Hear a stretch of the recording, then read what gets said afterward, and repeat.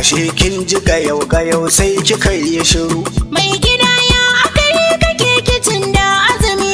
Ke dai bari kawai daga gun likita na fito. Ya ce in nemi ruwan shayi a sa har madara, har da bota inda hali a fasa min har kwai.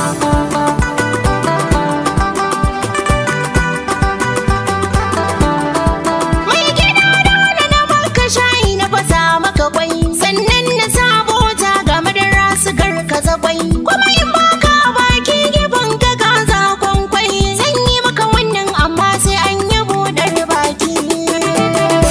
Kaji.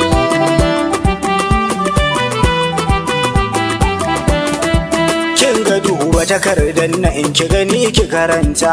Likita ya yi rubutu kan ji ko wata cuta, da ya ganshi jikina ya ce na ɗan sha azumi. Kin ga olsa, typhoid da corona ta gari, sannan ga yunwa, hanta da ebola ki gani, ga lasa biyu limoniya duka za ki gani.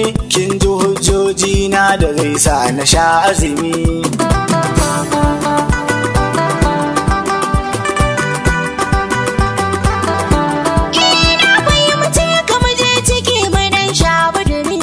Yasa kullum sanki nake mata ta gari, kuma batu na saki ni da ke ba wannan lamari.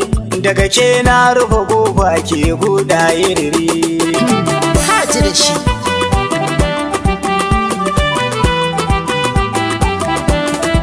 Wai kina ta ina ne har yanzu ni na ji shiru. Mai gida kai da fita daki sai jajibari. Kin ga wasan wasan nan mata ta gari. Babatun wasa ni da kai a wannan lamari. Shi ke ce da gidan ko kuma ni ki nazari. Ai batun annini ne mai gida kai hakuri. Na ji daɗi da ki gane dukkanin al'amarin. Ta umarni a gare ni zo ki bude kyaure. In kin ki ko in ki sha saki sun fi ɗari.